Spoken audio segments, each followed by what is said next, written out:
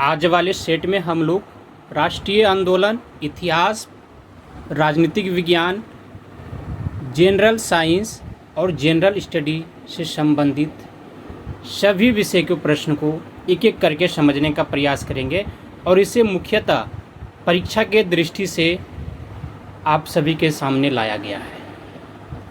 तो प्रश्न पहला देख लेते हैं हम लोग। क्या बोला गया है कि लखनऊ समझौते के संदर्भ में निम्नलिखित कथनों पर विचार करना है।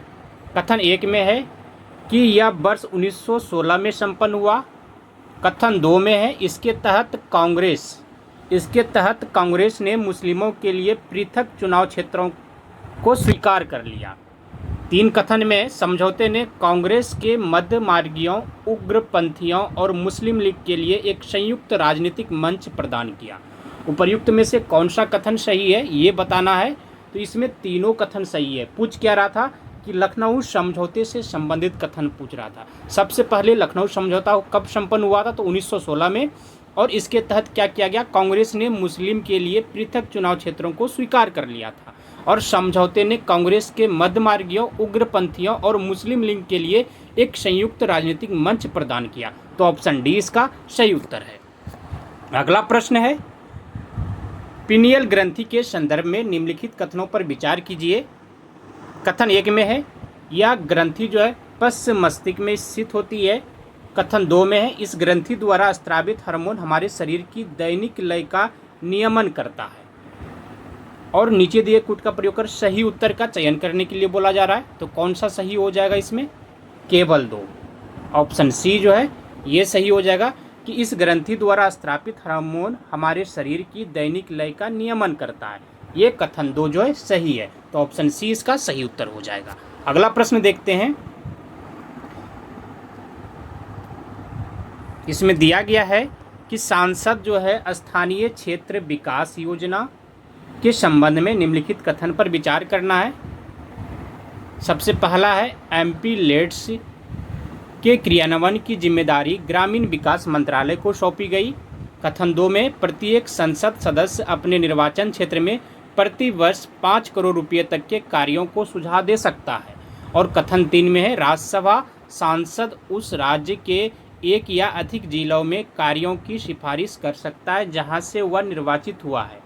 अब इसमें कहा गया है कि नीचे दिए कूट के प्रयोग कर सही उत्तर का चयन करना है। इनमें से कौन सा कथन सही है ये पूछा जा रहा है। तो दो और तीन, यानी प्रत्येक सांसद अपने निर्वाचन क्षेत्र में प्रति वर्ष 5 करोड़ रुपये तक के कार्यों का सुझाव दे सकता है।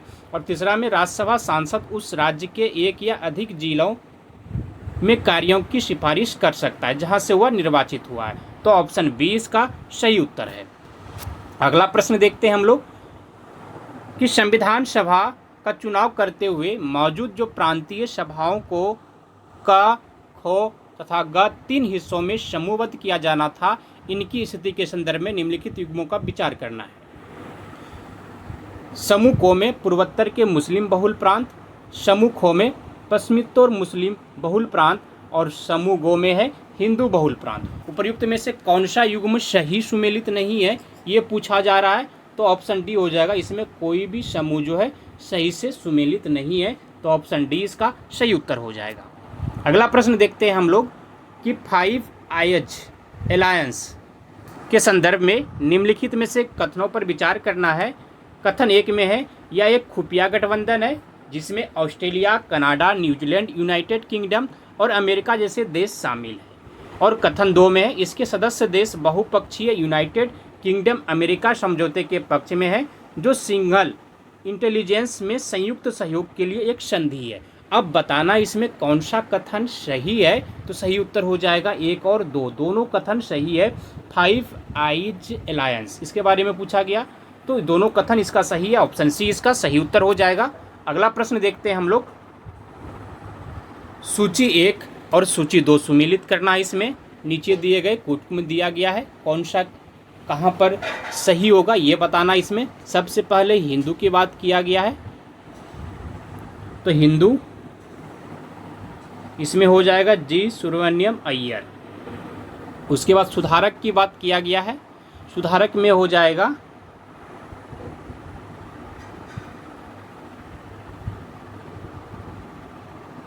जी के गोखले। उसके बाद बात किया गया वॉइस ऑफ इंडिया, तो दादा भाई नौरोजी। उसके बाद बंगाली का तो S.N. मुखर्जी।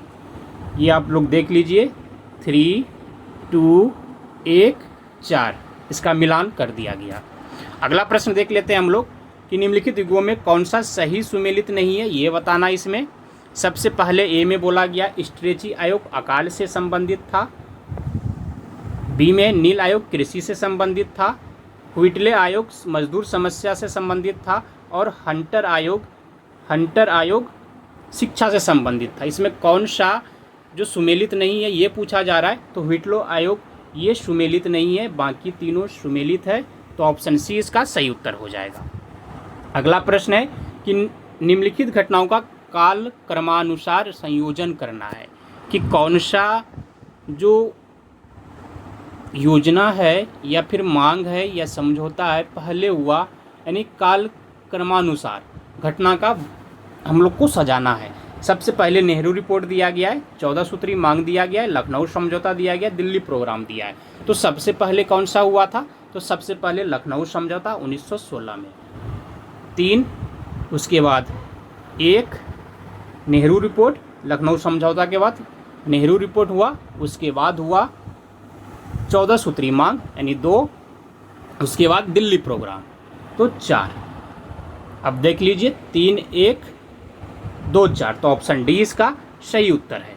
अगला प्रश्न देख लेते हैं हम लोग कि जब राष्ट्रपति अपने त्यागपत्र पद से हटाए जाने, मृत्यु या अन्य कारण से अपने कर्तव्यों का निर्वहन करने में असमर्थ हो तो उपराष्ट्रपति कितने समय तक राष्ट्रपति के रूप में कार्य कर सकता है। ऑप्शन ए में 1 वर्ष, 6 महीने, 9 महीने, 3 महीने। कितने वर्ष तक, तो 6 महीने तक कार्य कर सकता है उपराष्ट्रपति राष्ट्रपति के पद पे, तो ऑप्शन बी इसका सही उत्तर हो जाएगा।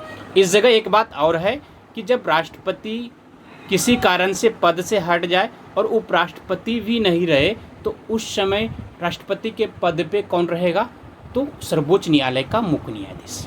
अगला प्रश्न देख लेते हैं हम लोग कि मुस्लिम लीग द्वारा एक प्रस्ताव पास कर पृथक मुस्लिम राष्ट्र की मांग की गई है। ऑप्शन ए में है वर्ष 1940 में, वर्ष 1942 में, वर्ष 1939 में, वर्ष 1943 में। मुस्लिम लीग द्वारा एक प्रस्ताव पास कर पृथक मुस्लिम राष्ट्र की मांग की गई है, कब की गई ये बताना है, तो 1940 में।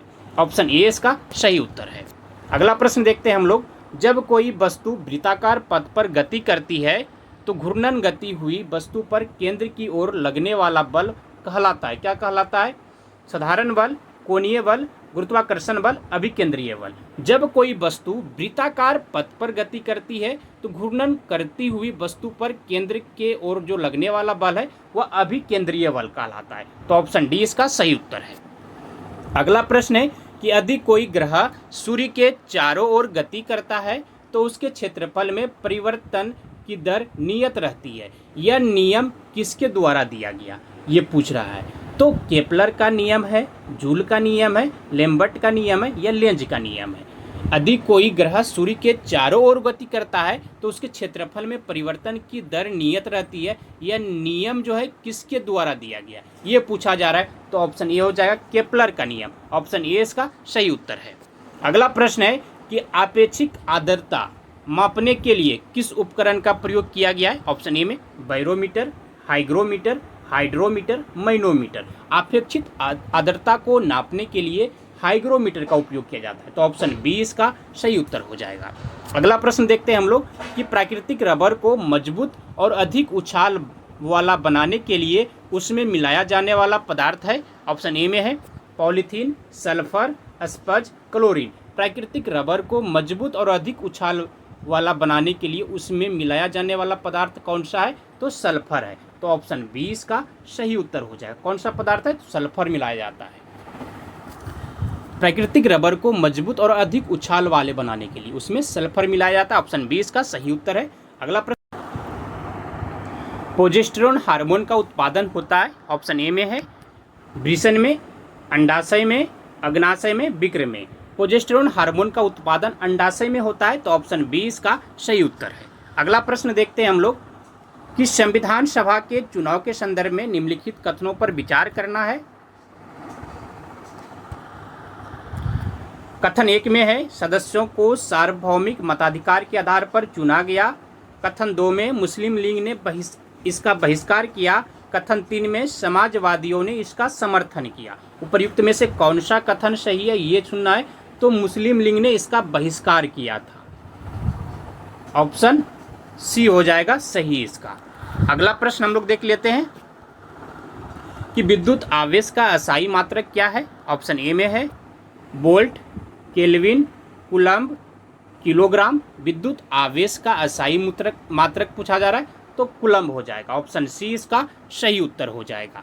अगला प्रश्न हम लोग देख लेते हैं कि लाइसोसोम आत्महत्या की थैली है क्योंकि उसमें पाया जाता है। आप सभी को बताना है कि लाइसोसोम जो है वह आत्महत्या का थैला है क्योंकि उसमें क्या पाया जाता है। ऑप्शन ए में जल अपघटक एंजाइम्स, परजीवी क्रियाएं, भोज रिक्तिकाएं या अपचयी एंजाइम। तो उसमें जल अपघटक एंजाइम्स पाया जाता है तो ऑप्शन ए इसका सही उत्तर है। अगला प्रश्न देखते हैं हम लोग कि ब्रिटिश हाउस ऑफ कॉमन्स का चुनाव जिस प्रथम भारतीय ने लड़ा था वह कौन थे। ऑप्शन ए में दादा भाई नौरोजी, गोपाल कृष्ण गोखले, फिरोज शाह मेहता, डब्ल्यू.सी. बनर्जी। क्या हो जाएगा इसका सही उत्तर। आप लोगों को बताना है कि ब्रिटिश हाउस कॉमन्स का चुनाव जिस प्रथम भारतीय ने लड़ा था उसका नाम क्या था। तो डब्ल्यू.सी. बनर्जी। ऑप्शन डी इसका सही उत्तर है। अगला प्रश्न है कि नेहरू राष्ट्रभक्त है जबकि जिन्ना जो है राजनीतिक है। अब इसका कथन किसका कथन है ये बताना है। सरदार पटेल का, महात्मा गांधी का, मोहम्मद इकबाल का, मौलाना आज़ाद का। तो कथन किसका है। मौलाना आज़ाद का है। ऑप्शन डी कि नेहरू एक राष्ट्रभक्त है जबकि जिन्ना जो है राजनीतिक है।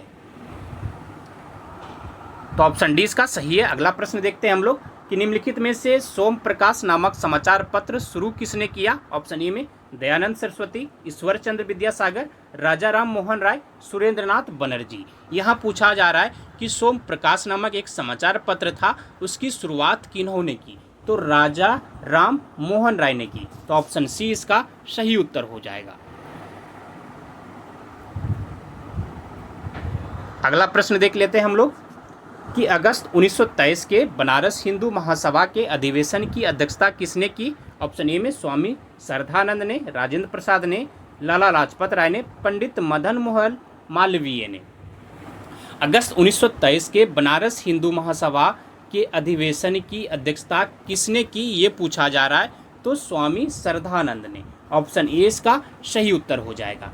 जब बनारस हिंदू महाविद्यालय की स्थापना पंडित मदन मोहन मालवीय ने की थी यानी BHU की। कब। तो 1916 में। ये बात भी याद रख लेना है। अगला प्रश्न देखते हैं हम लोग कि निम्नलिखित कथनों पर विचार कीजिए। कथन 1 में है कि संयुक्त राष्ट्र वैश्विक आपूर्ति श्रृंखला फोरम के उद्घाटन के अवसर पर इंटरमॉडल, निम्न कार्बन, कुशल और समुत्थनशील माल परिवहन और लॉजिस्टिक्स के लिए घोषणा पत्र लॉन्च किया गया। कथन 2 में यह घोषणा पत्र वैश्विक जलवायु लक्ष्यों को पूरा करने और सामाजिक आर्थिक समुत्थानशीलता बढ़ाने के लिए माल परिवहन को बदलने की तत्काल आवश्यकता पर जोर देता है। इसमें बताना है कौन सा कथन सही है। तो कथन 1 और 2 दोनों सही है तथा कथन 2 जो है कथन 1 की सही व्याख्या भी कर रहा है। तो ऑप्शन ए इसका सही उत्तर हो जाएगा। अगला प्रश्न है कि निम्नलिखित में से कौन चित्रकला से संबंधित नहीं है। ऑप्शन ए में अविंद्रनाथ टैगोर, नंदलाल बोस, अब्दुल रहमान चगताई, सतीश चंद्र मुखर्जी। पूछ रहा है कौन इसमें चित्रकला से संबंधित नहीं है। तो सही उत्तर हो जाएगा सतीश चंद्र मुखर्जी। तो ऑप्शन डी इसका सही उत्तर है। अगला प्रश्न है कि अलीपुर बम कांड में अरविंद घोष का बचाव किसने किया था। ऑप्शन ए में है BC पाल ने, भूलाभाई देसाई ने, मोतीलाल नेहरू ने, CR दास ने। अलीपुर बम कांड में अरविंद घोष का बचाव किसने किया था। तो इसका सही उत्तर हो जाएगा CR दास ने। ऑप्शन डी इसका यानी चित्तरंजन दास। डी सही है। अगला प्रश्न देखते हैं कि इंडिपेंडेंट लीग की स्थापना की थी किसने। ऑप्शन ए में लाला लाजपत राय ने, महात्मा गांधी ने, मोतीलाल नेहरू ने, रास बिहारी बोस ने। इंडिपेंडेंट लीग की स्थापना किसने की ये पूछ रहा है। तो रास बिहारी बोस ने। ऑप्शन डी इसका सही उत्तर है। अगला प्रश्न देखते हैं हम लोग कि इल्बर्ट बिल विवाद किससे संबंधित था। ऑप्शन ए में है भारतीयों द्वारा हथियार लेकर चलने पर कुछ प्रतिबंध को लागू किया जाना, बी में भारतीय भाषाओं में प्रकाशित होने वाले समाचार पत्र और पत्रिकाओं पर प्रतिबंध लागू किया जाना, यूरोप के लोगों के मामले की सुनवाई करने के लिए भारतीय न्यायाधीश पर लगाई गई अयोग्यता को हटाया जाना, फिर आयातित सूती कपड़े पर लगाए गए शुल्क का हटाया जाना। इल्बर्ट बिल विवाद किससे संबंधित था ये पूछ रहा है यहाँ पर।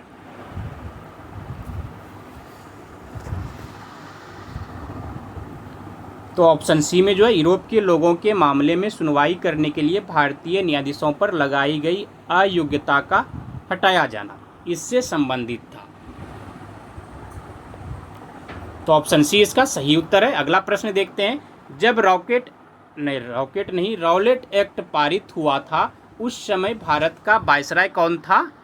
जब रॉलेट एक्ट पारित हुआ था उस समय भारत का वायसराय कौन था ये पूछ रहा है। Lord Irwin, Lord Chelmsford, Lord reading, Lord Wavell. जब रॉलेट एक्ट पारित हुआ था तो उस समय भारत का वायसराय कौन था, तो सही उत्तर हो जाएगा लॉर्ड चेम्सफोर्ड। ऑप्शन बी इसका सही उत्तर है। अगला प्रश्न है, निम्नलिखित में से किस सत्याग्रह आंदोलन में गांधी जी ने प्रत्यक्ष रूप से भाग नहीं लिया। ऑप्शन ए में राजकोट सत्याग्रह, खेरा सत्याग्रह, बायकोम सत्याग्रह, असहयोग आंदोलन। इन्होंने किसमें जो है भाग नहीं लिया, किस आंदोलन में गांधी जी ने भाग नहीं लिया ये पूछा जा रहा है। तो बायकोम सत्याग्रह में भाग नहीं लिया था। अगला प्रश्न देखते हैं हम लोग कि Indo Pacific economic framework for prosperity के संदर्भ में निम्नलिखित कथन पर विचार कीजिए। कथन 1 में इसे टोक्यो में लॉन्च किया गया। IPE अब भागीदारों को इसके सभी 4 स्तंभों में भाग लेना अनिवार्य है। उपयुक्त में से कौन सा कथन सही है ये पूछा जा रहा है इसमें। तो कौन सा कथन सही है, केवल एक, इसे टोक्यो में लॉन्च किया गया, इतना याद रखिए। तो ऑप्शन ए इसका सही उत्तर है। अगला प्रश्न देखते हैं हम लोग, निम्नलिखित में से किसने सांप्रदायिक अधिनिर्णय घोषित किया है। ऑप्शन ए में है Ramsay MacDonald, Neville Chamberlain, Stanley Baldwin, Winston Churchill. निम्नलिखित में से किसने सांप्रदायिक अधिनिर्णय घोषित किया ये पूछा जा रहा है। तो सही उत्तर हो जाएगा रेमजे मैकडोनाल्ड। तो ऑप्शन ए इसका सही उत्तर है। अगला प्रश्न है कि चतुर्थ आंग्ल मैसूर युद्ध का प्राथमिक कारण निम्नलिखित में से क्या था। ऑप्शन ए में मद्रास में ब्रिटिश क्षेत्रों पर टापू का आक्रमण, टीपू की शक्ति को पूरी तरह से नष्ट करने के उद्देश्य से अंग्रेजों का मैसूर पर आक्रमण, अंग्रेजों के सहयोगी हैदराबाद पर टीपू का आक्रमण, टीपू के विरुद्ध निजाम और अंग्रेजों के मध्य सहसंबंध। चतुर्थ आंग्ल मैसूर युद्ध का प्राथमिक कारण क्या था ये पूछा जा रहा है। तो टीपू की शक्ति को पूरी तरह से नष्ट करने के उद्देश्य से अंग्रेज का मैसूर पर आक्रमण किया गया था। ऑप्शन बी इसका सही उत्तर है। अगला प्रश्न है कि बक्सर के युद्ध के समय बंगाल का नवाब कौन था। बक्सर का युद्ध कब हुआ था, 1764 में। उस समय नवाब पूछ रहा है कौन था बंगाल का नवाब। ऑप्शन ए में मीर जाफर, सिराजुद्दौला, मीर कासिम, निजामुद्दौला। बक्सर के युद्ध के समय बंगाल का नवाब कौन था, तो मीर जाफर था। ऑप्शन ए इसका सही उत्तर है। 1757 की जो क्रांति हुई थी उसमें सिराजुद्दौला और अंग्रेज के बीच में हुई थी। और ये जो मीर जाफर है इन्होंने दगा दिया था सिराजुद्दौला के साथ, जिसके कारण इसकी मृत्यु हो गई थी और उसके बाद ही अंग्रेजों ने इसे नवाब बनाया था। तो ऑप्शन ए इसका सही है। अगला प्रश्न देख लेते हैं हम लोग कि निम्नलिखित हार्मोनों में से किसके संश्लेषण के लिए आयोडीन की आवश्यकता होती है। ऑप्शन ए में ऑक्सीटॉक्सिन, टेस्टोस्टेरोन, थायराइड, एड्रिनल। निम्नलिखित हार्मोन में से किसके संश्लेषण के लिए आयोडीन की आवश्यकता होती है, तो थायराइड के लिए। ऑप्शन सी इसका सही उत्तर है। अगला प्रश्न देख लेते हैं हम लोग कि ब्रिटिश द्वारा रैयतवारी प्रथा लागू की गई थी। ऑप्शन ए में है बंगाल प्रेसिडेंसी में, बी में है मद्रास प्रेसिडेंसी में, बम्बई प्रेसिडेंसी में, बम्बई एवं मद्रास प्रेसिडेंसी में। ब्रिटिश द्वारा रैयतवारी प्रथा लागू की गई थी बम्बई एवं मद्रास प्रेसिडेंसी में। तो ऑप्शन डी इसका सही उत्तर है। अगला प्रश्न है कि लौह और इस्पात के संदर्भ में निम्नलिखित कथन पर विचार करना है। ऑप्शन नहीं, कथन एक में है कि शुद्ध लोहा जो होता है वह अत्यंत नर्म होता है, और कथन दो में है स्टेनलेस इस्पात जो होता है प्राप्त करने के लिए लोहे में निकिल और क्रोमियम मिलाया जाता है, और तीन में है स्टेनलेस इस्पात कठोर होता है और उसमें जंग नहीं लगता है। उपर्युक्त में से कौन सा कथन सही है ये पूछा जा रहा है। तो हम लोगों को इसका सही उत्तर जो देना है, तो केवल एक और दो सही है, इतना याद रखिए, समय कम है। तो शुद्ध लोहा अत्यंत नम्र होता है, और दूसरी बात है स्टेनलेस इस्पात प्राप्त करने के लिए लोहे में निकिल और क्रोमियम मिलाया जाता है। तो ऑप्शन ए इसका सही उत्तर है। अगला प्रश्न देख लेते हैं हम लोग कि हड़प्पा में मिट्टी के बर्तनों पर सामान्यतः किस रंग का उपयोग हुआ है। ऑप्शन ए में है लाल, पांडु, नीला, हरा, नीला। तो हड़प्पा में मिट्टी के बर्तनों में सामान्यतः जो लाल रंग का उपयोग हुआ है, तो ऑप्शन ए इसका सही उत्तर है। अगला प्रश्न देखते हैं हम लोग कि महाभारत के अनुसार उत्तरी पंचाल की राजधानी स्थित थी। ऑप्शन ए में है हस्तिनापुर में, अहिच्छत्र में, इंद्रप्रस्थ में, मथुरा में। महाभारत के अनुसार उत्तरी पंचाल की राजधानी कहाँ स्थित थी, तो अहिच्छत्र में। तो ऑप्शन बी इसका सही उत्तर है। अगला प्रश्न देखते हैं, निम्नलिखित में से कौन मगध साम्राज्य की राजधानी नहीं रहा। ऑप्शन ए में गिरिवर्ज, पाटलिपुत्र, राजगिरी, कौशाम्बी। निम्नलिखित में कौन मगध साम्राज्य की राजधानी नहीं रहा, तो सही उत्तर हो जाएगा कौशाम्बी। ऑप्शन डी इसका सही उत्तर है। अगला प्रश्न है कि मौर्य साम्राज्य का विभाजन 7 वर्गों में विशेष तौर पर उल्लेखित है। किसमें? कौटिल्य के अर्थशास्त्र में, अशोक के शिलालेख में, पुराणों में, मेगास्थनीज की इंडिका में। तो सही उत्तर इसका हो जाएगा मेगास्थनीज की इंडिका में मौर्य साम्राज्य का विभाजन जो है 7 वर्गों में विशेष तौर पर उल्लेखित है। तो ऑप्शन डी इसका सही उत्तर है। अगला प्रश्न देखते हैं हम लोग, गंगैकोंडचोलपुरम की स्थापना किसने की। ऑप्शन ए में राजेंद्र प्रथम ने, राजाधिराज ने, विजयादित्य ने, राजराज प्रथम ने। गंगैकोंडचोलपुरम की स्थापना किसने की ये पूछा जा रहा है, तो राजेंद्र प्रथम ने। ऑप्शन ए इसका सही उत्तर है। अगला प्रश्न है कि निम्नलिखित में से कौन राज्यों के उपलब्ध संसाधनों का उपयोग करने में सर्वोत्तम तरीकों को तैयार करने के लिए जिम्मेदार है। ऑप्शन ए में राष्ट्रीय विकास परिषद, राज्य विधानमंडल, क्षेत्रीय परिषद या अंतर्राज्यीय परिषद। पूछा क्या जा रहा है क्वेश्चन में कि निम्नलिखित में से कौन राज्यों के उपलब्ध संसाधन का उपयोग करने के सर्वोत्तम तरीकों को तैयार करने के लिए जिम्मेदार है। तो सही उत्तर इसका हो जाएगा क्षेत्रीय परिषद। तो ऑप्शन सी इसका सही उत्तर है। अगला प्रश्न देखते हैं हम लोग कि चित्रकला की मुगल शैली का प्रारंभ किया था किसने। ऑप्शन ए में अकबर ने, जहांगीर ने, हुमायूं ने, शाहजहां ने। तो इसका सही उत्तर हो जाएगा हुमायूं ने।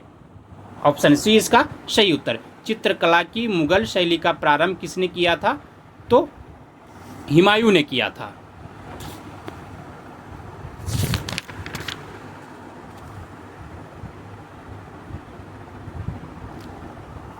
अगला प्रश्न देख लेते हैं हम लोग कि सती प्रथा का प्रथम अभिलेखीय साक्ष्य प्राप्त होता है कौन सा अभिलेख से।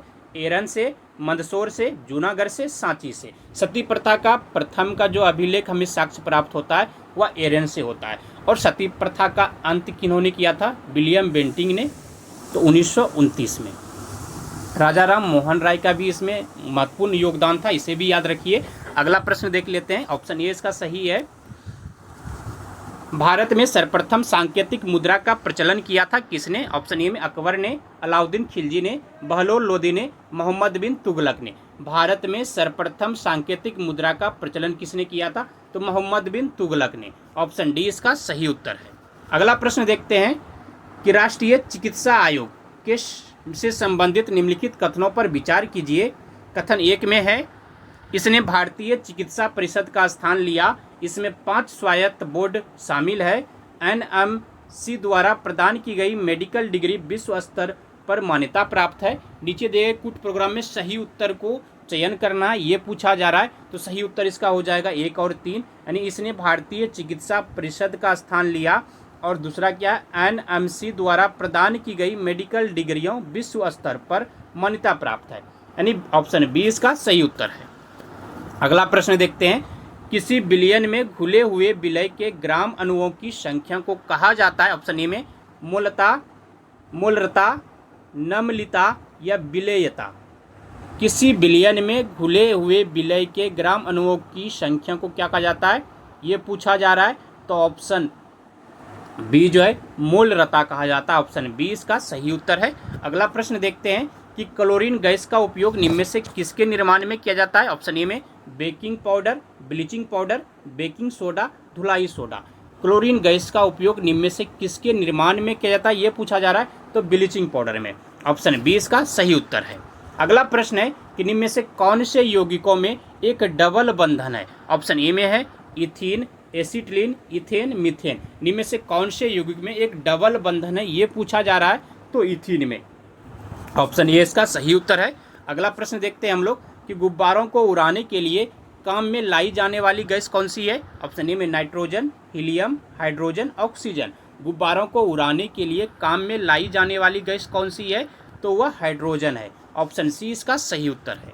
अगला प्रश्न है कि जब सोडियम क्लोराइड के पानी में बने घोल के माध्यम से बिजली पारित होती है तो कौन सा उत्पादन बनता है, ऑप्शन ए में sodium oxide, sodium hydroxide, sodium और पानी, सोडियम और क्लोरीन। जब सोडियम क्लोराइड के पानी में बने घोल के माध्यम से बिजली पारित होती है तो कौन सा उत्पादन बनता है, ये पूछा जा रहा है यहाँ पर, तो सोडियम हाइड्रोक्साइड बनता है, तो ऑप्शन बी इसका सही उत्तर है। अगला प्रश्न है कि मंत्रिपरिषद सामूहिक रूप से लोकसभा के प्रति उत्तरदायी होगी, यह प्रावधान किस अनुच्छेद में की गई है, ऑप्शन ए में अनुच्छेद 75 का 2, अनुच्छेद 75 का 1, अनुच्छेद 75 का 4, अनुच्छेद 75 का 3। मंत्रिपरिषद सामूहिक रूप से लोकसभा के प्रति उत्तरदायी होगा, यह प्रावधान किस अनुच्छेद में किया गया है, तो अनुच्छेद 75 के 3 में किया गया, ऑप्शन डी इसका सही उत्तर है। अगला प्रश्न है कि निम्न में से कौन सा हिस्सा मानव त्वचा का सबसे बाहरी हिस्सा होता है, ऑप्शन ए में epidermis, hypodermis, dermis, nerve fibre. निम्न में से कौन सा हिस्सा मानव त्वचा का सबसे बाहरी हिस्सा होता है, ये पूछा जा रहा है, तो एपिडर्मिस होता है, ऑप्शन ए इसका सही उत्तर है। अगला प्रश्न है कि निम्नलिखित में से कौन मानव शरीर की परमाणु संरचना का एक हिस्सा नहीं है, ऑप्शन ए में हाइड्रोजन, कार्बन, फास्फोरस, लेड। निम्नलिखित में से कौन एक मानव शरीर की परमाणु संरचना का एक हिस्सा नहीं है, ये पूछा जा रहा है, तो लेड, ऑप्शन डी इसका सही उत्तर है। अगला प्रश्न है कि पित्त का मुख्य कार्य क्या होता है, ऑप्शन ए में वसा का एंजाइम द्वारा पाचन, उत्सर्जित पदार्थों का निवारण, प्रोटीन के पाचन का नियंत्रण, पाचन और पोषण हेतु वसा का इमल्सन करना। तो इसका सही उत्तर हो जाएगा ऑप्शन डी, पाचन तथा पोषण हेतु वसा का इमल्सन करना, ये पित्त का मुख्य कार्य होता है, तो ऑप्शन डी इसका सही उत्तर है। अगला प्रश्न है निम्नलिखित में से कौन संविधान सभा के अध्यक्ष थे, ऑप्शन ए में डॉक्टर राजेंद्र प्रसाद, जे.बी. कृपलानी, सी राजगोपालाचारी, डॉक्टर भीमराव अंबेडकर। तो डॉक्टर राजेंद्र प्रसाद थे। इसे बनाया कब गया ये भी देख लेते हैं, 11 दिसंबर 1946 को, 11 दिसंबर 1946 को अस्थायी रूप से। 9 दिसंबर को पहली बैठक हुआ था और 11 दिसंबर को दूसरी बैठक हुआ था। अगर पूछे अस्थायी अध्यक्ष तो 9 दिसंबर 1946 को डॉक्टर सच्चिदानंद सिन्हा को बनाया गया था, उसे भी याद रखिए, तो ऑप्शन ए इसका सही उत्तर है। अगला प्रश्न देखते हैं हम लोग कि प्रचुरता मात्रा में खाद्य प्रोटीन के 2 ज्ञात स्रोत निम्नलिखित में से कौन से हैं, ऑप्शन ए में है मांस और अंडे, कुछ शैवाल और अन्य सूक्ष्मजीव, सोयाबीन और मूंगफली, दूध और पत्तेदार सब्जियों। प्रचुरतम मात्रा में खाद्य प्रोटीन के 2 ज्ञात स्रोत निम्नलिखित में से कौन से है, ये पूछा जा रहा है, तो सोयाबीन और मूंगफली, ऑप्शन सी इसका सही उत्तर है। अगला प्रश्न है कि कार्बोहाइड्रेट का पाचन किसके द्वारा होता है, ऑप्शन ए में इरेप्सिन द्वारा, स्टेप्सिन द्वारा, पेप्सिन द्वारा, इमाइलोप्सिन द्वारा। बताना है आप सभी को कार्बोहाइड्रेट का पाचन किसके द्वारा होता है, तो सही उत्तर हो जाएगा इमाइलोप्सिन द्वारा, तो ऑप्शन डी इसका सही उत्तर है। अगला प्रश्न है कि निम्नलिखित में से संविधान के अनुसार केंद्र और राज्यों के बीच शक्तियों के बंटवारे में संशोधन किया जा सकता है। हम लोगों को कथन देखना है, कौन कौन सा कथन दिया गया इसमें। कथन 1 में है संसद के प्रत्येक सदन की कुल सदस्य संख्या के बहुमत द्वारा संसद के प्रत्येक सदन में उपस्थित एवं मत देने वाले सदस्यों की बहुमत द्वारा संसद के प्रत्येक सदन के कुल सदन के बहुमत तथा उपस्थित एवं मत देने वाले सदस्यों में कम से कम 2/3 बहुमत द्वारा। हम लोगों को क्या क्वेश्चन पूछा गया कि केंद्र और राज्यों के बीच जो शक्तियों के बंटवारे के संशोधन किया जा सकता है, किनके अनुमति पर या कितने मत पर, ये पूछा जा रहा है। और इसमें हम लोगों को बताना है कि कौन सा कथन जो है वह सही है। तो सही उत्तर कौन सा हो जाएगा? ऑप्शन डी, यानी संसद के प्रत्येक सदन के कुल सदस्यों के बहुमत तथा उपस्थित एवं मत देने वाले सदस्यों के कम से कम 2/3 बहुमत आवश्यक है। तो ऑप्शन डी सही है और कथन 3 सही है, इसे याद रखिए। अगला प्रश्न देखते हैं, निम्न में से कौन सा हार्मोन थायराइड ग्रंथि द्वारा स्रावित नहीं होता है? ऑप्शन ए में थायरोक्सिन, थैमोसिन, कैल्सिटोनिन या ट्राईआयोडोथायरोनिन। निम्न में से कौन सा हार्मोन थायराइड ग्रंथि द्वारा स्रावित नहीं होता, ये पूछा जा रहा है इसमें। तो कौन सा हो जाएगा? थैमोसिन। ऑप्शन बी इसका सही उत्तर है। अगला प्रश्न देखते हैं हम लोग, निम्नलिखित में से कौन मालदीव के साथ भारत की समुद्री सीमा बनाता है? ऑप्शन ए में great channel, 8 degree channel, coco channel, 10 degree channel. निम्नलिखित में से कौन मालदीव के साथ भारत की समुद्री सीमा बनाता है, ये पूछा जा रहा है। तो सही उत्तर हो जाएगा 8 डिग्री चैनल। ऑप्शन बी इसका सही उत्तर है। अगला प्रश्न है कि पीर पंजाल श्रेणी पाई जाती है। ऑप्शन ए में है अरुणाचल प्रदेश में, जम्मू एवं कश्मीर में, पंजाब में, उत्तराखंड में। पीर पंजाल श्रेणी पाई जाती है कहाँ, ये पूछा जा रहा है। तो ये जम्मू एवं कश्मीर में। तो ऑप्शन बी इसका सही उत्तर है।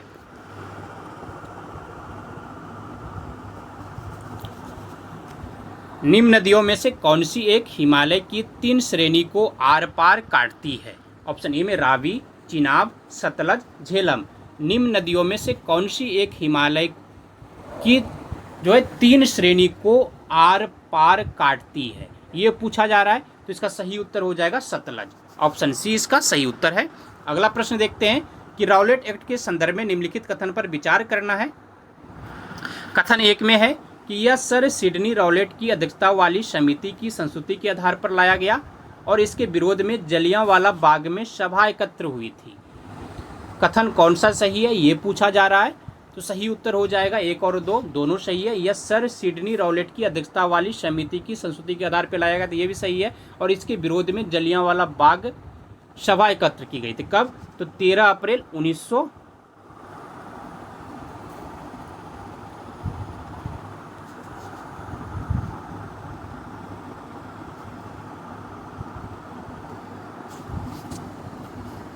ऑप्शन सी इसका सही है। अगला प्रश्न देख लेते हैं हम लोग कि भारत के निम्नलिखित राज्यों में से किस एक में देश के प्राचीनतम शैल समूह पाए जाते हैं? ऑप्शन ए में असम में, कर्नाटक में, बिहार में, उत्तर प्रदेश में।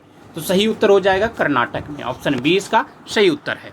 अगला प्रश्न देखते हैं हम लोग, भारत में लवणीय मृदा का सर्वाधिक क्षेत्रफल है? ऑप्शन ए में उत्तर प्रदेश में, गुजरात में, हरियाणा में, महाराष्ट्र में। भारत में लवणीय मृदा का सर्वाधिक क्षेत्रफल है कहाँ पर? तो इसका सही उत्तर हो जाएगा गुजरात में। ऑप्शन बी इसका सही उत्तर है। अगला प्रश्न देखते हैं हम लोग कि मुद्रास्फीति को नियंत्रित करने के लिए निम्नलिखित में से कौन सा उपाय भारतीय रिजर्व बैंक द्वारा किया जा सकता है जबकि भारत सरकार द्वारा नहीं? ऑप्शन ए में प्रगतिशील कर प्रणाली लागू करना, सार्वजनिक व्यय पर नियंत्रण, ऋण की राशनिंग या फिर सार्वजनिक क्षेत्र के मुनाफे में सुधार करना। मुद्रास्फीति को नियंत्रित करने के लिए निम्नलिखित में से कौन सा उपाय भारतीय रिजर्व बैंक द्वारा किया जा सकता है और जबकि भारत सरकार द्वारा नहीं? तो ऋण की राशनिंग करना। ऑप्शन सी इसका सही उत्तर है। अगला प्रश्न देखते हैं हम लोग कि विश्व बौद्धिक संपदा संगठन के संदर्भ में निम्नलिखित कथनों पर विचार कीजिए कि यह एक स्वायत्त निकाय है, इसमें भारत सहित 198 सदस्य देश शामिल है। WIPO द्वारा जो प्रकाशित है, यानी विश्व बौद्धिक संपदा संगठन द्वारा प्रकाशित ग्लोबल इनोवेशन इंडेक्स 2023 की रैंकिंग में भारत जो है 40वें स्थान पर है। कौन सा कथन सही है, ये पूछा जा रहा है।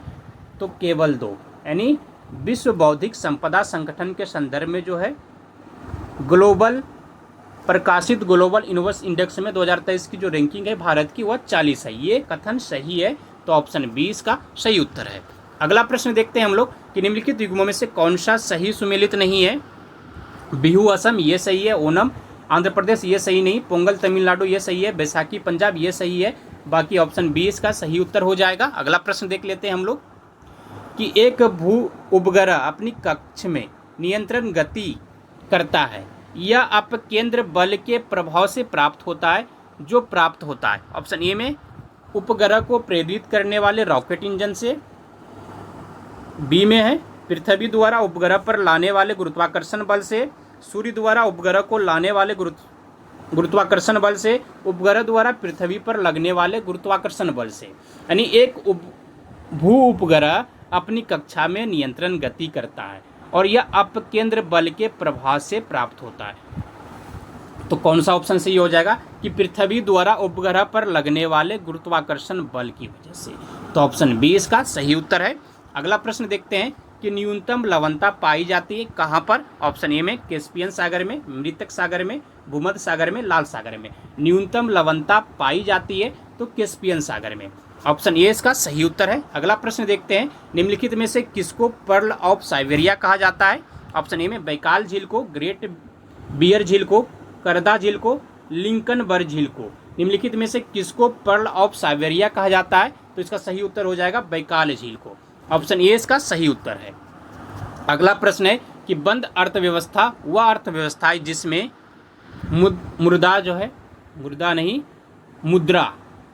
मुद्रा पूर्ति पूर्णतः नियंत्रित होती है, घाटे की वित्त व्यवस्था होती है, केवल निर्यात होता है, न तो निर्यात होता है न ही आयात होता है। बंद अर्थव्यवस्था वह अर्थव्यवस्था है जो कि न तो निर्यात होता है और न ही आयात होता है। तो ऑप्शन डी इसका सही उत्तर है।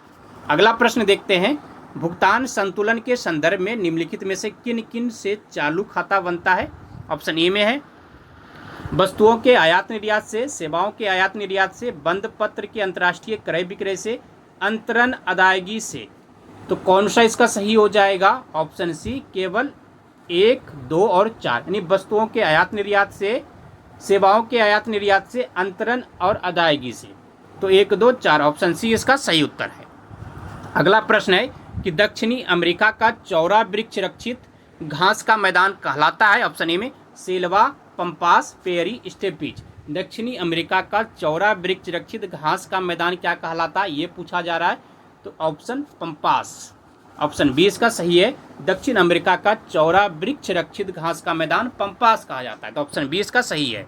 अगला प्रश्न है कि ऑस्ट्रेलिया में स्थित कालगुरली किसके लिए विख्यात है? ऑप्शन ए में मुर्गी पालन के लिए, उत्तम जलवायु के लिए, शिक्षा केंद्र के लिए, स्वर्ण उत्पादन के लिए। ऑस्ट्रेलिया के स्थित कालगुरली किसके लिए प्रसिद्ध है? तो स्वर्ण उत्पादन के लिए। ऑप्शन डी इसका सही उत्तर है। अगला प्रश्न है कि निम्नलिखित में से किसे अधिनियम द्वारा भारत के गवर्नर जनरल को अध्यादेश जारी करने की शक्ति प्रदान की गई है? ऑप्शन ए में चार्टर एक्ट 1833, भारत परिषद अधिनियम 1861, भारतीय परिषद अधिनियम 1892, भारतीय परिषद अधिनियम 1909। निम्नलिखित में से किस अधिनियम द्वारा भारत के गवर्नर जनरल को अध्यादेश जारी करने की शक्ति प्रदान की गई है? तो सही उत्तर हो जाएगा भारतीय परिषद अधिनियम 1861 के तहत। तो ऑप्शन बी इसका सही है। अगला प्रश्न देखते हैं हम लोग, संविधान निर्मात्री सभा में झंडा समिति के अध्यक्ष कौन थे? ऑप्शन ए में जेबी कृपलानी, डॉक्टर भीमराव अंबेडकर, के.एम. मुंशी, जवाहरलाल नेहरू। तो सही उत्तर हो जाएगा जेबी कृपलानी थे।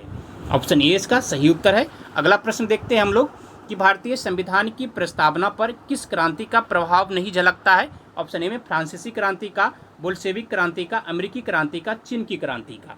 तो सही उत्तर हो जाएगा चीन की क्रांति का प्रभाव नहीं दिखता है किसमें? भारतीय संविधान की प्रस्तावना पर। तो ऑप्शन डी इसका सही उत्तर है।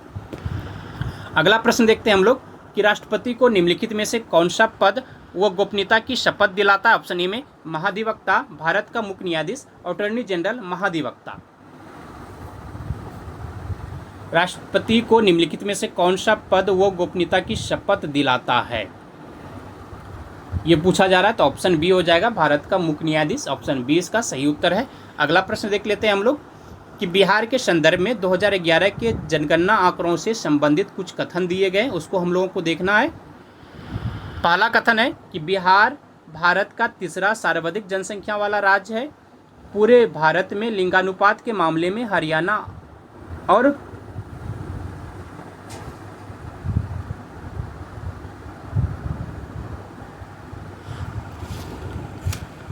यहाँ पर कुछ छूटा हुआ है, हम लोग उसको देख लेते हैं।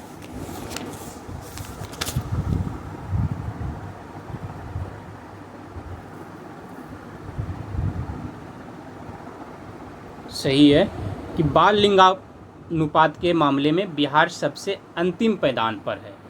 अब बताना है कौन सा कथन इसमें सही है।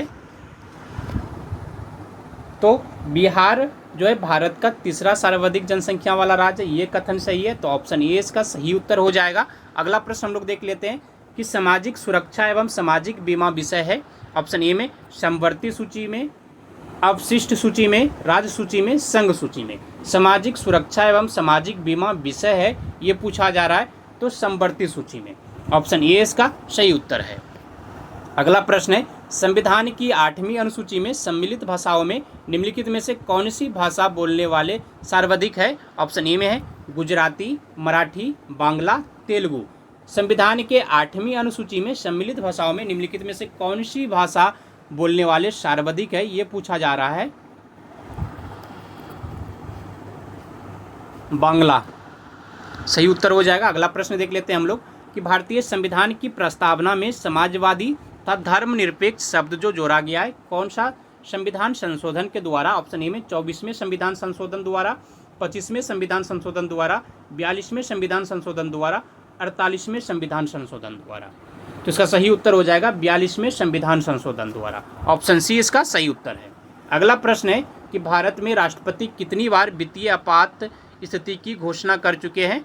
ऑप्शन ए में 3 बार, 4 बार, 2 बार, कभी नहीं। भारत में राष्ट्रपति कितनी बार वित्तीय आपात स्थिति की घोषणा कर चुके हैं, ये पूछा जा रहा है, तो ऑप्शन डी कभी नहीं। अगला प्रश्न देखते हैं हम लोग कि बिहार सरकार अगस्त 2018 में एक नई योजना सतत जीविकोपार्जन योजना शुरू की। इस योजना के उद्देश्य क्या है, ये बताना है। युवाओं को बेरोजगारी भत्ता देना, अत्यधिक गरीब परिवार को सतत आय सृजन करने वाली परिसंपत्ति प्रदान करना, ग्रामीण क्षेत्र में स्थानीय निकायों के माध्यम से रोजगार प्रदान करना, या फिर युवाओं को दक्षता में वृद्धि के लिए निःशुल्क प्रशिक्षण देना। तो क्या सही हो जाएगा, कौन सा कथन इसमें, तो ऑप्शन बी अत्यधिक गरीबी परिवार को सतत आय सृजन करने वाली परिसंपत्ति को प्रदान करना। तो ऑप्शन बी इसका सही उत्तर है। अगला प्रश्न देख लेते हैं हम लोग कि भारतीय संविधान के किस अनुसूची में विभिन्न राज्यों के अनुसूचित क्षेत्रों के प्रशासन और नियंत्रण का वर्णन है। ऑप्शन ए में 3, 7वीं, 5वीं, 9वीं। तो सही उत्तर इसका कौन सा हो जाएगा, 5वीं में। अगला प्रश्न देखते हैं हम लोग कि भारत का संविधान मान्यता प्रदान करता है। ऑप्शन ए में है केवल धार्मिक अल्पसंख्यकों को, केवल भाषाई अल्पसंख्यकों को, धार्मिक और भाषाई अल्पसंख्यक को, धार्मिक, भाषाई और निरीजातीय अल्पसंख्यक को भारत का संविधान मान्यता प्रदान करता है, ये पूछा जा रहा है। तो सही उत्तर इसका हो जाएगा धार्मिक एवं भाषाई अल्पसंख्यक को। ऑप्शन सी इसका सही उत्तर है। अगला प्रश्न है किस संसदीय समिति को प्राक्कलन समिति की जुड़वा बहन कहा जाता है। ऑप्शन ए में है सरकारी उपकरण समिति को, नियम समिति को, याचिका समिति को, लोक लेखा समिति को। किस संसदीय समिति को प्राक्कलन समिति की जुड़वा बहन कहा जाता है, ये पूछा जा रहा है। तो सही उत्तर हो जाएगा लोक लेखा समिति को। ऑप्शन डी इसका सही उत्तर है। अगला प्रश्न है केंद्र और राज्यों के विवादों का समाधान करना सर्वोच्च न्यायालय के जिस क्षेत्राधिकार के अंतर्गत आता है वह है। ऑप्शन ए में परामर्शदात्री, संवैधानिक, अपीलीय, प्रारंभिक। केंद्र और राज्यों के विवादों का समाधान करना सर्वोच्च न्यायालय के जिस क्षेत्राधिकार के अंतर्गत आता है वह क्या कहा जाता है उसको, ये पूछा जा रहा है, तो प्रारंभिक। ऑप्शन डी इसका सही उत्तर है। अगला प्रश्न देखते हैं कि बिहार से झारखंड के अलग होने के संदर्भ में निम्नलिखित में से कौन सा कथन गलत है।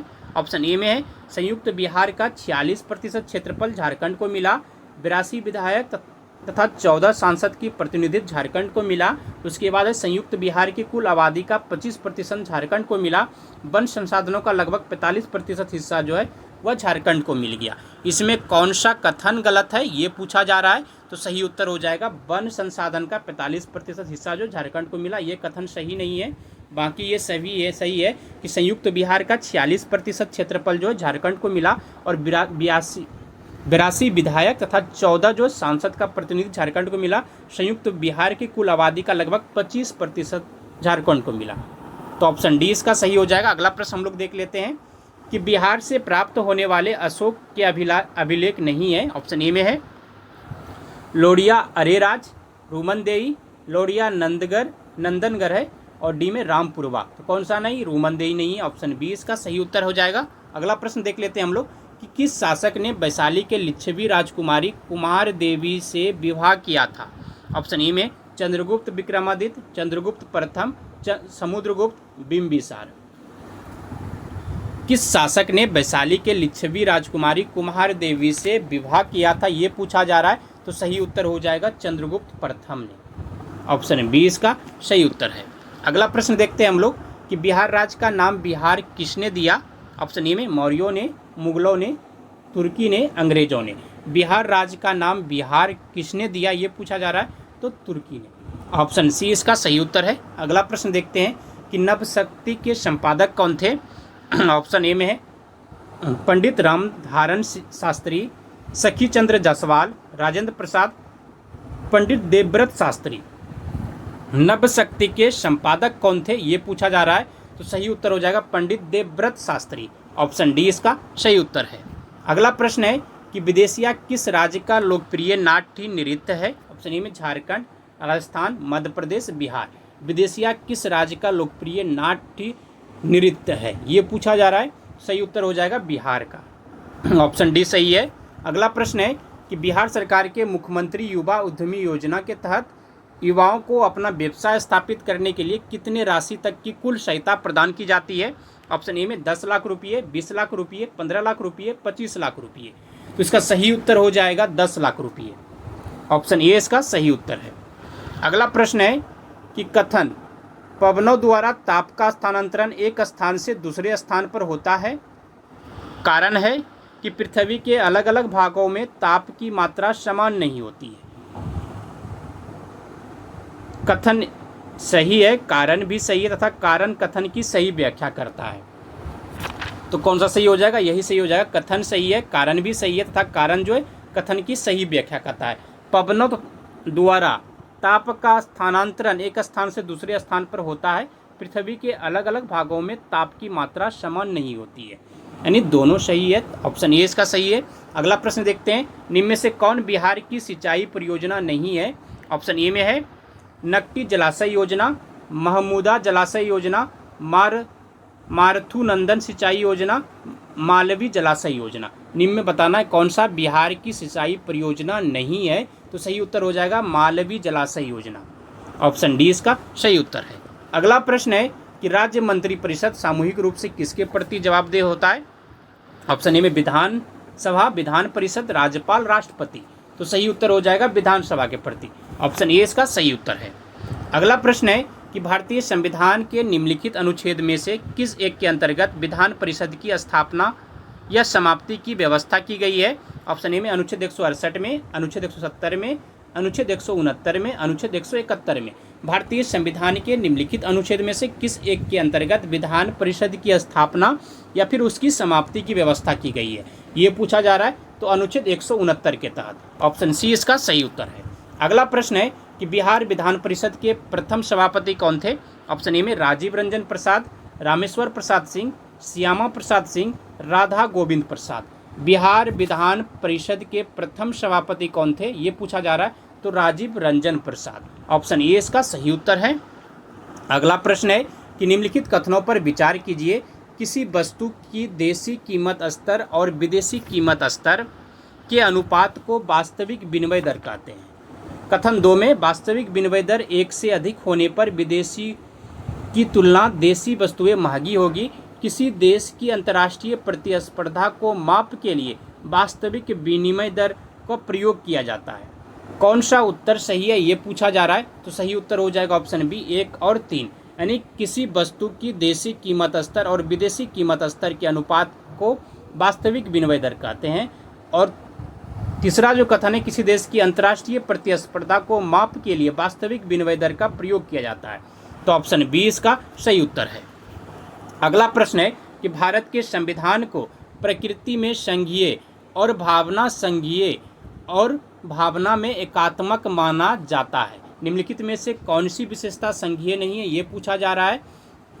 त्रिस्तरीय सरकारी संरचना, स्वतंत्र न्यायपालिका, द्विसदनीयता, केंद्र सरकार द्वारा राज्य के राज्यपाल की नियुक्ति। इसमें कौन सा विशेषता संघीय नहीं है ये पूछा जा रहा है, तो केंद्र सरकार द्वारा राज्य के राज्यपालों की नियुक्ति। ऑप्शन डी इसका सही है। अगला प्रश्न है कि रासायनिक अभिक्रिया के संदर्भ में निम्नलिखित कथन पर विचार करना है हम लोगों को। कि पहला कथन है कि रासायनिक अभिक्रिया के समय किसी एक तत्व का परमाणु दूसरे तत्व के परमाणु में नहीं बदलता है। कथन 2 में किसी रासायनिक अभिक्रिया में परमाणुओं के आपसी आबंध के टूटने एवं जुड़ने के नए पदार्थ का निर्माण होता है। कौन सा कथन सही है ये पूछा जा रहा है, तो ऑप्शन बी 1 और 2 दोनों कथन सही है। रासायनिक अभिक्रिया से संबंधित कथन था कि रासायनिक अभिक्रिया के समय किसी एक तत्व का परमाणु जो है दूसरे तत्व के परमाणु में नहीं बदलता है, और दूसरा किसी रासायनिक अभिक्रिया में परमाणु के आपसी आबंध के टूटने एवं जुड़ने में नए पदार्थों का निर्माण होता है। तो ऑप्शन बी इसका सही उत्तर है। कथन ए और 1 और 2 दोनों सही है। अगला प्रश्न है कि निम्नलिखित में से किस स्टील प्लांट को भारत का पहला स्वदेशी स्टील प्लांट कहा जाता है। ऑप्शन ए में Bengal iron works company, TISCO, IISCO, Bokaro steel plant. कौन सा इसका सही हो जाएगा? Bokaro steel plant. यानी निम्नलिखित में से किस स्टील प्लांट को भारत का पहला स्वदेशी स्टील प्लांट कहा जाता है, तो Bokaro steel plant. Option D इसका सही उत्तर है। अगला प्रश्न है कि टोडा, कोटा, कुरुम्बा, इरुला, पनियान व कट्टुनायकन जनजाति किस क्षेत्र में निवास करती है? कितना जनजाति है? टोडा, कोटा, कुरुम्बा, इरुला, पनियान व कट्टुनायकन जनजाति किस क्षेत्र में निवास करती है? ऑप्शन ए में उत्तर पूर्वी राज्य, तटीय उड़ीसा, नीलगिरी पर्वत, थार मरुस्थल।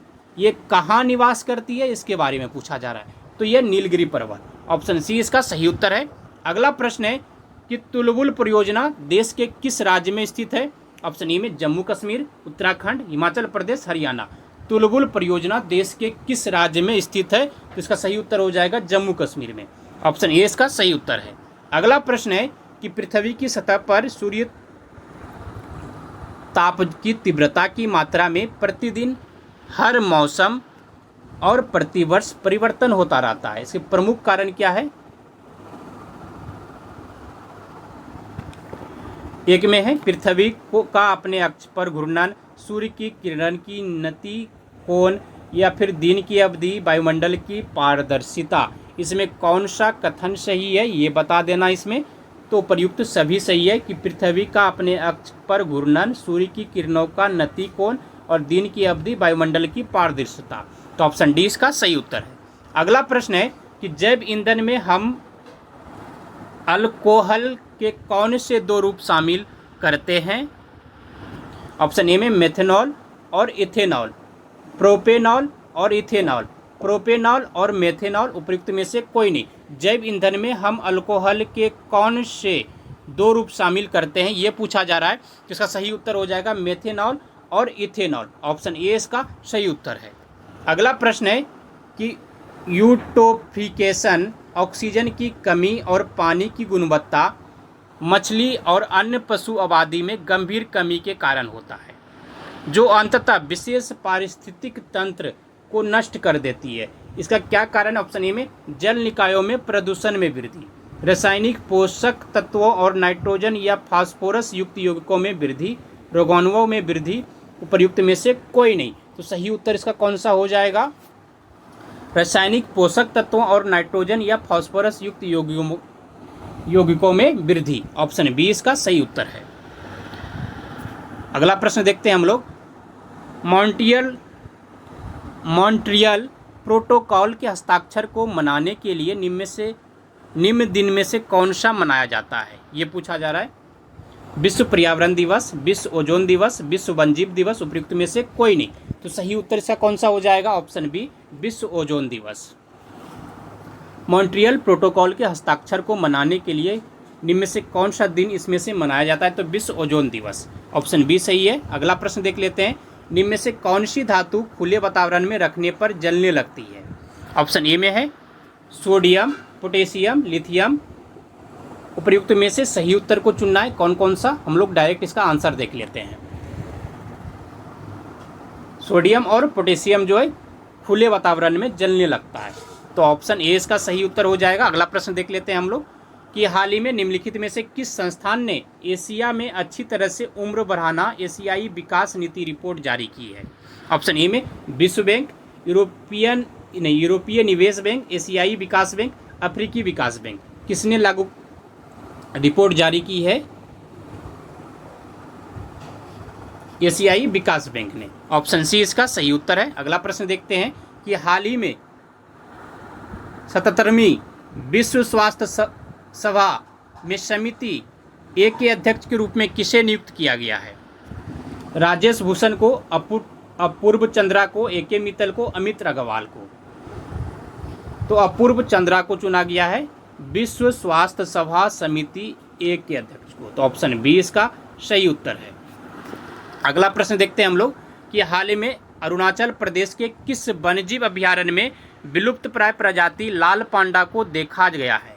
ऑप्शन ए में टेले घाटी वन्यजीव अभयारण्य, ईगल नेस्ट वन्यजीव अभयारण्य, दिवांग वन्यजीव अभयारण्य, कामलांग वन्यजीव अभयारण्य। कहाँ देखा गया है? तो ऑप्शन बी ईगल नेस्ट वन्यजीव अभयारण्य। ऑप्शन बी इसका सही उत्तर है। अगला प्रश्न है निम्नलिखित में से कौन सा वर्ल्ड हंगर डे 2024 का थीम है? ऑप्शन ए में किसी को पीछे ना छोड़े, शून्य भूख, भूख रहित विश्व, समृद्ध मताए समृद्ध विश्व, हमारे भोजन की जंजीरों को खोलो। निम्न में से कौन सा वर्ल्ड हंगर डे 2024 का थीम है? तो समृद्ध मताए समृद्ध विश्व। ऑप्शन सी इसका सही उत्तर है।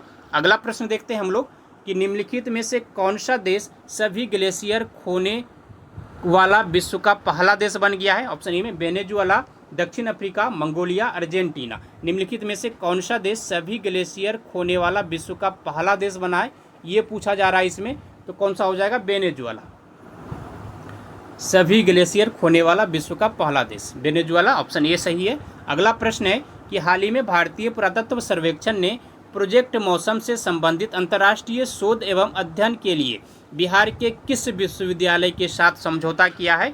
ऑप्शन ए में आर्यभट्ट ज्ञान विश्वविद्यालय, नालंदा विश्वविद्यालय, तिलका मांझी विश्वविद्यालय, दक्षिण बिहार केंद्रीय विश्वविद्यालय। तो कौन सा इसका सही हो जाएगा? नालंदा विश्वविद्यालय के साथ समझौता किया किन्होंने? तो भारतीय पुरातत्व सर्वेक्षण विभाग ने प्रोजेक्ट मौसम से संबंधित अंतर्राष्ट्रीय शोध एवं अध्ययन के लिए। ऑप्शन बी सही है। अगला प्रश्न देखते हैं हम लोग कि हाल ही में विश्व मौसम विज्ञान संगठन द्वारा जारी एशिया महाद्वीप में जलवायु की स्थिति 2023 रिपोर्ट के संबंध में निम्नलिखित कथनों पर विचार कीजिए। ऑप्शन ए में वर्ष 2023 में एशिया के 79 चरम मौसमी घटनाएं घटित हुई जिसके कारण 20,000 से अधिक लोगों की मृत्यु हुई। बाढ़ व तूफान के कारण वर्ष 2023 में एशिया में सबसे अधिक मौतों और साथ ही आर्थिक हानि हुई। कौन सा कथन इसमें सही है ये बताया जाना है हम सभी को। तो कौन सा कथन सही हो जाएगा? केवल दो, यानी बाढ़ व तूफान के कारण वर्ष 2023 में एशिया में सबसे अधिक मौत और साथ ही आर्थिक हानि हुई है। तो कथन दो सही है, ऑप्शन सी सही है। अगला प्रश्न देख लेते हैं। 22 अप्रैल 2024 को मैड्रिड स्पेन में आयोजित लॉरियस वर्ल्ड स्पोर्ट अवार्ड्स के 25वें संस्करण में निम्नलिखित में से किसे Laureus world sportsman of the year 2024 का अवार्ड दिया गया है? ऑप्शन ए में नोवाक जोकोविच को, जुड बेलिंघम को, राफेल नडाल को, रोजर फेडरर। किसे दिया गया है? तो नोवाक जोकोविच को। तो ऑप्शन ए इसका सही उत्तर है। कौन सा? तो Laureus world sportsman of the year 2024 का अवार्ड मिला है उन्हें। ऑप्शन ए इसका सही है। अगला प्रश्न देख लेते हैं हम लोग। हाल ही में चर्चा में रहे भारत के पहले सूटकेस इन्वर्टर का विकास बिहार के किस संस्थान द्वारा किया गया? ऑप्शन ए में IIT Patna, BIT Patna, NIT Patna, MIT Muzaffarpur. तो कौन सा इसका सही हो जाएगा? IIT पटना द्वारा जो है हाल ही में भारत के पहले सूटकेस इन्वर्टर का विकास बिहार में किया गया है। तो ऑप्शन ए इसका सही है। अगला प्रश्न देख लेते हैं हम लोग कि 24 अप्रैल 2024 को सतलुज जल विद्युत निगम लिमिटेड ने भारत की पहली बहुउद्देशीय हरित हाइड्रोजन पायलट परियोजना का उद्घाटन किया है। ऑप्शन ए में हिमाचल प्रदेश ने, उत्तराखंड ने, पंजाब ने, जम्मू कश्मीर ने। तो क्या सही उत्तर हो जाएगा इसका? हिमाचल प्रदेश ने। ऑप्शन ए इसका सही है। अगला प्रश्न देख लेते हैं हम लोग कि हाल ही में भारत के किस पर्यावरण कार्यकर्ता को प्रतिष्ठित गोल्डमैन पर्यावरण पुरस्कार 2024 से सम्मानित किया गया है? ऑप्शन ए में MC मेहता, प्रफुल्ल शामतारा, आलोक शुक्ला, मेघा पाटेकर। हाल ही में भारत के किस पर्यावरण कार्यकर्ता को प्रतिष्ठित गोल्डमैन पर्यावरण पुरस्कार 2024 से सम्मानित किया गया है? तो सही उत्तर हो जाएगा आलोक शुक्ला को। ऑप्शन सी इसका सही उत्तर है। अगला प्रश्न है कि हाल के दिनों में लाफिंग गल नामक पक्षी को बिहार के भागलपुर जिले में देखा गया। इस पक्षी के संदर्भ में निम्न कथनों पर विचार करना है हम लोगों को। भागलपुर के गांगे डॉल्फिन अभयारण्य क्षेत्र इस पक्षी के लिए भारत का पहला प्रवास स्थल है। मनुष्य की तरह हंसने जैसी आवाज़ निकालने के कारण इसका नामकरण लाफिंग गल हुआ है। IUCN की लाल सूची में इसे संकटग्रस्त प्रजाति के रूप में वर्गीकृत किया गया है। तो कौन सा इसका सही उत्तर हो जाएगा? केवल 2, यानी मनुष्य की तरह हंसने जैसी आवाज़ निकालने के कारण इसका नामकरण लाफिंग गल रखा गया। तो ऑप्शन सी सही है, कथन 2 इसका सही है। अगला प्रश्न देख लेते हैं हम लोग कि 3 मई 2024 को रिपोर्ट सेंस फ्रंटियर्स का रिपोर्टर्स विदाउट बॉर्डर्स द्वारा जारी विश्व प्रेस स्वतंत्रता सूचकांक 2024 में 180 देशों में भारत का कौन सा स्थान है? ऑप्शन ए में 149वां, 161वां, 152वां, 159वां। तो सही उत्तर कौन सा हो जाएगा? 159वां है। ऑप्शन डी इसका सही उत्तर है। अगला प्रश्न है कि हाल ही में खगोलविदों ने हमारी आकाशगंगा में पृथ्वी का दूसरा सबसे निकटतम विशाल ब्लैक होल की खोज की है, जिसका नाम क्या रखा गया ये पूछा जा रहा है। Gaia BS3, Sagittarius A, Phoenix A, TON 618।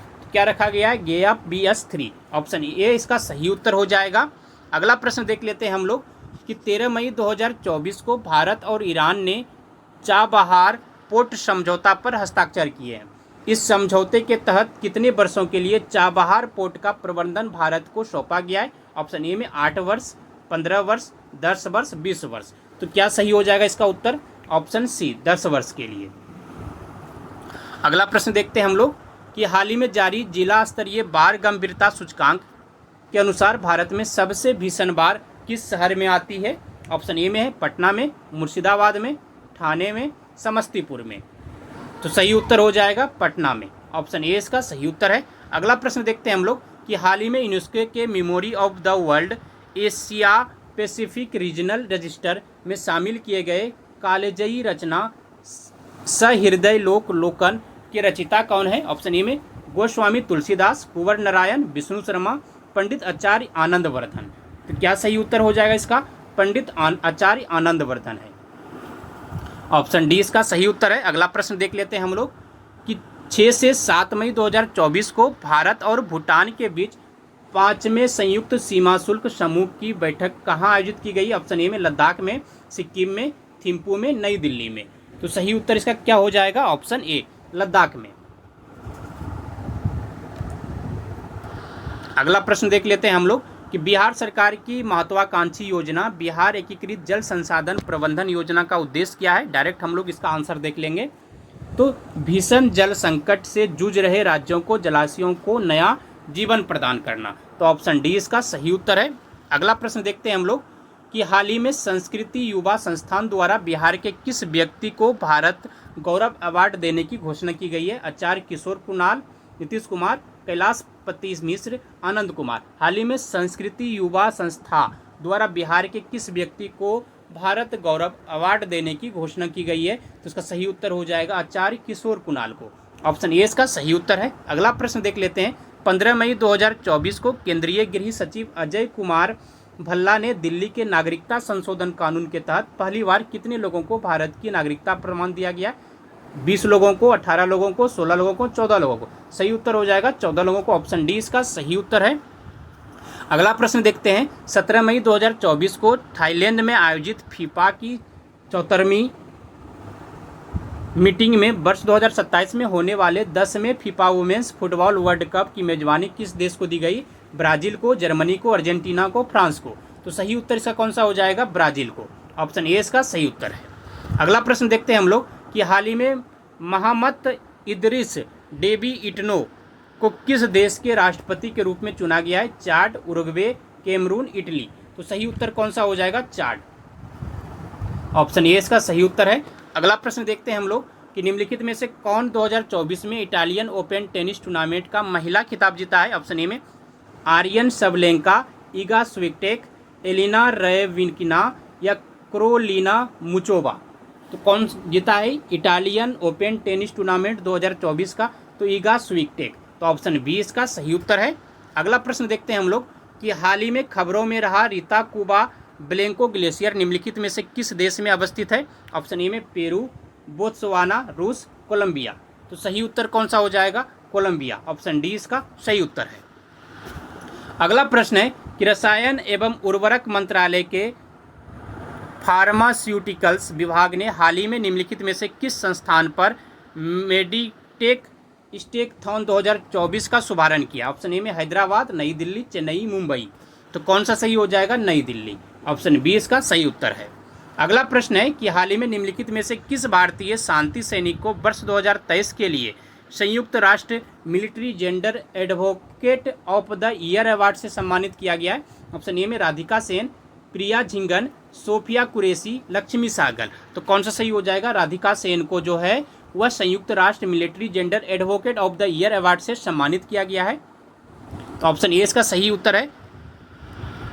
धन्यवाद आप सभी को। जय हिंद। मिलते हैं अगले दिन फिर महत्वपूर्ण प्रश्नों के साथ।